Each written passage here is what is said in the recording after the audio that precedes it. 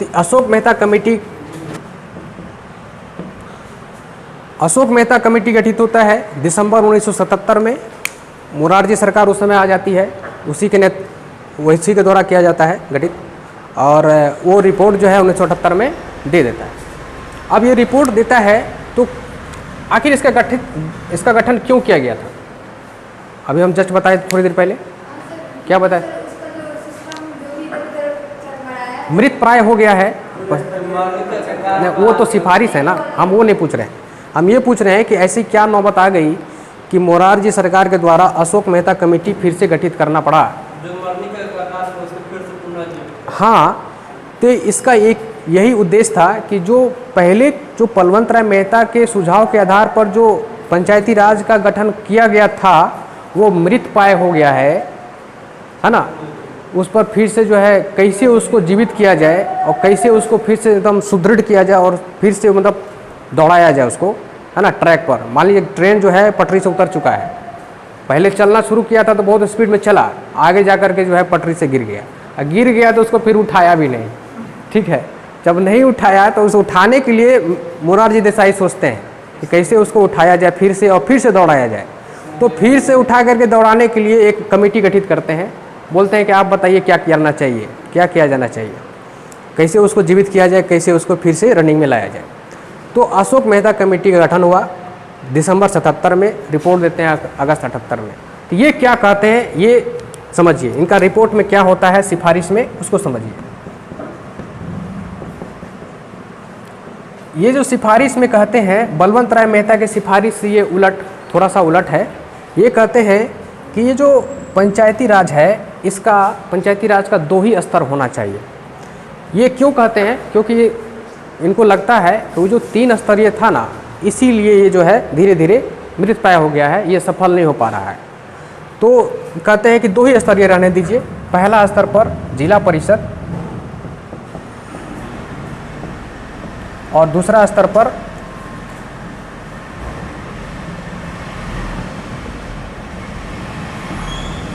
मंडल पंचायत, ठीक है।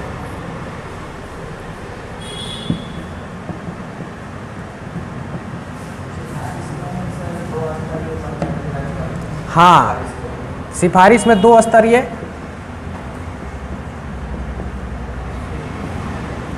पंचायती राज का सिफारिश। अशोक राय मेहता पहला सिफारिश क्या किया? कहा कि पंचायती राज का 2 स्तर होना चाहिए, 2 स्तरीय पंचायती राज होना चाहिए, जिसमें पहले स्तर पर जिला परिषद और दूसरे स्तर पर मंडल पंचायत। इस बात को लिखिए, जो सिफारिश लिख दीजिए। उसके बाद लिखिए कि इनके द्वारा सिफारिश में पहला सिफारिश में कहा गया कि पंचायती राज 2 स्तरीय पंचायती राज होना चाहिए, ऐसे लिखिए। इनके सिफारिश के अनुसार, लिखिए नहीं, इसके अनुसार या इनके सिफारिश के अनुसार 2 स्तरीय पंचायती राज का गठन करना चाहिए, जिसमें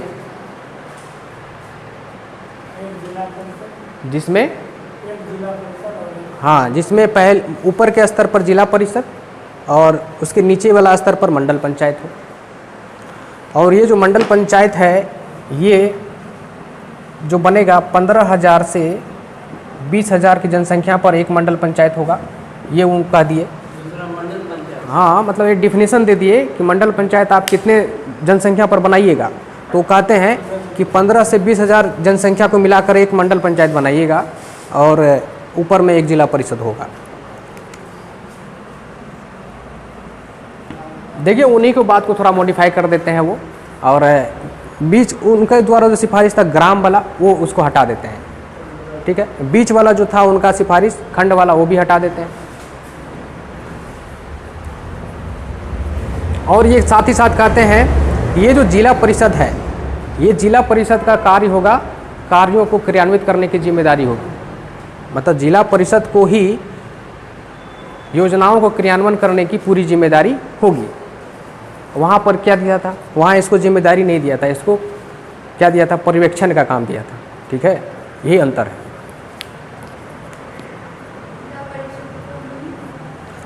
और कहा गया कि जिला परिषद को ही अब, मतलब उनके अनुसार जिला परिषद को ही योजनाओं को क्रियान्वयन करने की जिम्मेदारी होगी।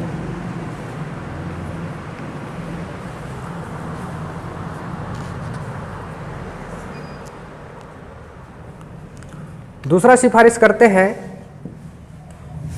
कि पंचायती राज के चुनाव में, अब ये तो कह देते हैं, तो कहते हैं जिसमें जो सदस्य आएंगे चुनाव में, तो कहते हैं इस चुनाव में राजनीतिक दलों की भी भागीदारी होनी चाहिए।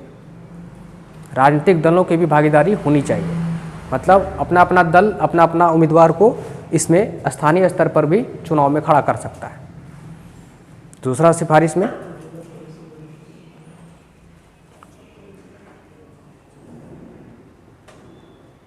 लिख लिए, हाँ, राजनीतिक दलों को भी, राजनीतिक दलों की भागीदारी होगी किसमें? इसके सदस्यों के चुनाव में, जिला परिषद या मंडल पंचायत दोनों में, हाँ ना, स्थानीय स्तर का जितना भी है सबका, ठीक है। तो राजनीतिक दलों की भागीदारी होगी निर्वाचन में, वो पार्टिसिपेट कर सकते हैं। अशोक मेहता यही कहते हैं।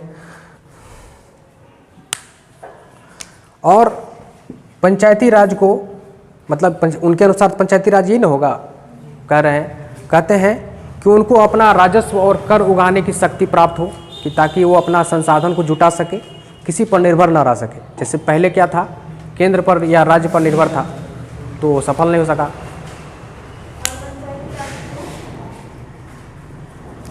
राजस्व और करों को उगाही करने का शक्ति प्राप्त होना चाहिए, अपना शक्ति प्राप्त होना चाहिए।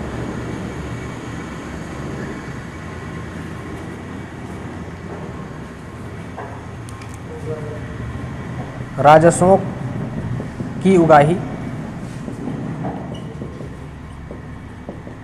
की शक्ति प्राप्त हो, ठीक। और ये सिफारिश करते हैं कि ये जो अब देखिए ये क्या कहते हैं, एक बहुत यूनिक बात कहते हैं, ये अभी तक तो ये सब बात था ही, ये यूनिक बात कहते हैं कि ये जो पंचायती राज हो जैसा भी हो, उसको संवैधानिक दर्जा देना चाहिए, ठीक है, तभी जो है ये सफल हो पाएगा। खाली आप राज्यों पर नहीं छोड़ दीजिए कि यह जो है आप करिए, तो क्या होता है इसमें एक रूपता नहीं हो पाता है, तो ये सही से नहीं हो पाता है संचालित। तो इसमें ये कहते हैं अगले सिफारिश में कि इसमें हाँ संवैधानिक रूप या संवैधानिक मान्यता देनी चाहिए, ठीक है। और एक अंतिम कहते हैं कि इनके द्वारा जो पंचायती राज है, इनका जो विजन है, उसमें कहते हैं जितने भी मेंबर होंगे उन मेंबर में समाज के कमज़ोर वर्गों जैसे कि SC ST समुदाय को जनसंख्या के अनुपात के आधार पर आरक्षण प्राप्त हो,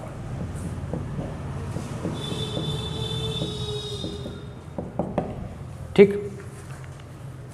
ये बात ये कह देते हैं समाज के कमज़ोर वर्गों जैसे कि SC ST को, ठीक है, इसमें आरक्षण प्राप्त हो अनुपात में, उसके जनसंख्या के अनुपात में। मतलब जितना जनसंख्या है, मान लीजिए भारत में अगर SC का जनसंख्या 8% है तो उसको 8% मिलना चाहिए। बिहार में अगर मान के चलिए 10% SC है तो उसको 10% सीट मिलना चाहिए, ठीक है। तो ये है अनुपात, ये एक अनुपात कहलाता है। तो ये सिफारिश तो कर दिए, तो क्या ये लागू हुआ? सिफारिश तो बहुत अच्छा बात था, ठीक है। और ये सिफारिश क्या करते हैं कि अगर इस तरह से करिएगा तो पहले जो खामियां थी वो दूर हो जाएगा, ठीक। सिफारिश तो कर दिए, बड़ी बड़ी बात, लेकिन इसको लागू करने की जब बारी आई तब तक मोरारजी सरकार ही ख़त्म हो गई, ठीक है। मोरारजी सरकार ख़त्म होकर के 1980 में फिर कांग्रेस सरकार आ जाती है। तो कांग्रेस सरकार सोचती है कि मोरारजी द्वारा गठित कमेटी का सिफारिश को हम क्यों कानून का रूप देंगे, उसके मन में ये आ जाता है, तो उस चीज़ को ठंडे बस्ते में छोड़ देता है, ठीक है। यहाँ राजनीतिकरण हो गया, राजनीतिक बात हो, तो उस चीज़ को ठंडे, सिफारिश तो अच्छा बात किया है, लेकिन जो है कहीं कुछ खामी भी है। तो उसके बाद जो है कांग्रेस सरकार उसको ठंडे बस्ते में रख देती है। अगर मान लीजिए कांग्रेस सरकार नहीं आती, मोरारजी सरकार बने रहते, तो अभी आप लोग त्रिस्तरीय पंचायती राज नहीं देखते, अभी आप यही इन्हीं का देखते। बलवंत राय मेहता नहीं देखते, अब इसी का देखते। ठीक है, अशोक मेहता वाला पंचायती राज भारत में रहता। तो संयोग है कि समझिए कि फिर से इंदिरा गांधी सरकार आ गई, कांग्रेस की सरकार आ गई। अब बाद में फिर कांग्रेस के द्वारा ही जो है बलवंत राय मेहता वाला कम को एक्सेप्ट किया गया। तो इस तरह से क्या हो गया, अशोक राय मेहता समिति का जो सिफारिश था वो ठंडे बस्ते में चला गया। इसी प्रकार जो है कुछ अन्य समितियां भी बीच बीच में गठित किया गया। ठीक है, भिन्न भिन्न सरकारों के द्वारा, कि कैसे जो है और भी स्थानीय स्तर पर शासन को सुदृढ़ किया जाए और पंचायती राज को कैसे मतलब मृत प्राय जो है उसको सही से कैसे संचालित किया जाए और कैसे उसको जो है फिर से जीवित किया जाए, बढ़िया से उसको लागू किया जाए, कैसे संवैधानिकता का रूप दिया जाए। तो इस विषय पर समय समय पर कुछ और भी कमेटियां गठित की गई। उन कमेटियों का नाम है, और दोनों कमेटी का क्या सिफारिश था इसको समझना है, और उसके बाद फिर पंचायती राज को जो संवैधानिक रूप देने के दिशा में आगे बढ़ा गया उसको समझना है। ठीक है, तो इसके बाद देखिए क्या है, थोड़ा सा हम बता देते क्या जानना है हम लोग को। जीवीके राव कमेटी 85-86 में गठित होता है। तो जीवीके राव कमेटी भी कुछ सिफारिश करते हैं। जीवीके राव कमेटी को गठित इसलिए किया जाता है, उस समय राजीव गांधी होते हैं, प्रधानमंत्री बन जाते हैं उस टाइम में। तो इसलिए गठित किया जाता है कि इसमें देखा जाता है कि जो जितना भी योजना है, योजना जो स्थानीय स्तर पर सही से इम्प्लीमेंट नहीं हो पा रहा होता है। हाँ, तो इम्प्लीमेंट नहीं हो पा रहा होता और बेरोजगारी भी चरम पर होता है। उस चीज़ को, योजनाओं को और बेरोजगारी को कैसे आपस में जोड़ा जाए ताकि जो है बेरोजगारी भी दूर हो जाए और लोगों का जो है लिविंग स्टैंडर्ड भी बढ़े। तो इसके लिए रास्ता सुझाने के लिए जो है एक कमेटी गठित किया गया, जीवीके राव कमेटी। ठीक, उनका सिफारिश कुछ आया, फिर राजीव गांधी उस बात को समझे, जाने, राजीव गांधी सरकार। फिर एक कमेटी गठित किया गया, LM सिंघवी कमेटी। तो ये भी कहते हैं कि जो है एक ही सॉल्यूशन है, जो है पंचायती राज का गठन करिए, उसको संवैधानिक दर्जा प्रदान कर दीजिए। संवैधानिक दर्जा प्रदान कर दीजिएगा तो एक रूपता आ जाएगा। प्रत्येक राज्य में अलग अलग रूप है, बहुत दिनों से चुनाव नहीं हो पाया है, तो एक रूपता आ जाएगा। और उसको कुछ स्वायत्ता भी दीजिए, वित्तीय स्वायत्ता, कुछ कर चुंगी शुल्क वसूलने का अधिकार, ताकि अपना राजस्व भी बढ़ा सके। वो राजस्व बढ़ा सके तो अपना जो है राज्यों पर डिपेंडेंसी भी उसका कम हो, है ना। हर चीज़ में वो राज्यों से पैसा नहीं मांगना पड़े उसको, पंचायत को। तो इस तरह से वो सिफारिश करते हैं। तो ये दोनों सिफारिशों को ध्यान में रखते हुए राजीव गांधी जो है एक विधेयक लाते हैं, 64वां संविधान संशोधन विधेयक 1989 में 64वां संविधान संशोधन विधेयक लाते हैं। लेकिन ये क्या होता है, लोकसभा में तो पारित हो जाता है, राज्यसभा में पारित नहीं होता है। तो ये क्या हो गया, राजीव गांधी का जो 64वां विधेयक है, विधेयक बन के रह गया, अधिनियम नहीं बन पाया। काम शुरू कर दिया था वही 89 में ही, लेकिन ये राज्यसभा में अड़ंगा लग गया। फिर 89 में अड़ंगा लग गया, फिर 89 में ही VP सिंह की सरकार आ जाती है।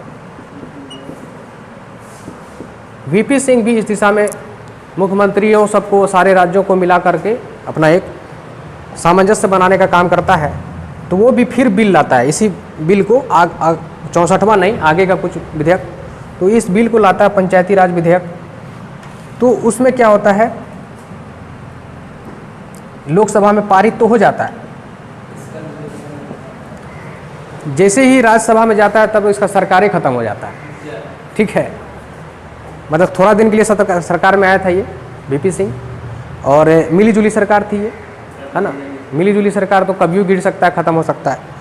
तो लोकसभा में पारित करवा लिया जोश से, जैसे ही राज्यसभा में पारित होने के लिए गया तो इसका सरकार ही खत्म हो गया। तो वो फिर वो विधेयक ही रह गया। ठीक है, अब देखिए पंचायती राज बनने में कितना बिलना पड़ा है। तो अब ये जो है, अब ये विधेयक ही रह गया, नहीं हो पाया। फिर जो है अब फिर से चुनाव होता है 91-92 में, होता है ना। उस समय फिर पीवी नरसिम्हा राव प्रधानमंत्री आते हैं, पीवी नरसिम्हा राव कांग्रेस का। ये फिर जो है विधेयक लाते हैं, ये सफल हो जाते हैं, यही विधेयक लाते हैं 73वां वाला। और वो जो पंचायती राज विधेयक लाते हैं और उसको सफल हो जाते हैं, अधिनियम बना देते हैं, पारित करवा लेते हैं लोकसभा से भी और राज्यसभा से भी। तो वही उसी अधिनियम को कहा जाता है 73वां संविधान संशोधन अधिनियम 1992 में पारित किया गया और 93 में लागू किया गया। 24 अप्रैल 1993 से लागू किया गया। ठीक है, अब ये जो लागू किया गया तो इसलिए हम लोग यही डेट पढ़ते हैं 93, लेकिन ये संविधान संशोधन अधिनियम पारित हो गया था 92 में ही। ठीक है, 93 में लागू हुआ। अब ये लागू हुआ तो उसमें क्या कहा गया, वही अब हम लोग को पढ़ना है कि 73वां संविधान संशोधन में क्या किया गया। सबसे पहले तो ये जानना है कि 73वां संविधान संशोधन अधिनियम किस कमेटी के सिफारिशों को ध्यान में रखकर बनाया गया है। तो वही पहला कमेटी के ध्यान में रखा है, बलवंत राय मेहता को ही ध्यान में रखा है। अशोक मेहता को ध्यान में रखा, नहीं और किसी को ध्यान में रखा। ये बलवंत, देखा ओल्ड इज गोल्ड कहते हैं ना, जो सबसे पहले गठित हुआ था वो जो सिफारिश किया था उसी को गोल्ड मान लिया गया। हाँ, ठीक है, तो ओल्ड इज गोल्ड रहता है हमेशा, समझिए कि इसलिए कहा कि नहीं उनका सिफारिश ही बहुत बढ़िया है, तुलना करके देखा नहीं वहाँ बढ़िया है, उसी को लागू किया जाए। तो उसी को एक कानूनी का रूप दिया गया। तो बलवंत राय वाला को ही एक्सेप्ट कर लिया गया पूरा हूबहू। बलवंत राय उसको क्या किया, कानूनी रूप दे दिया।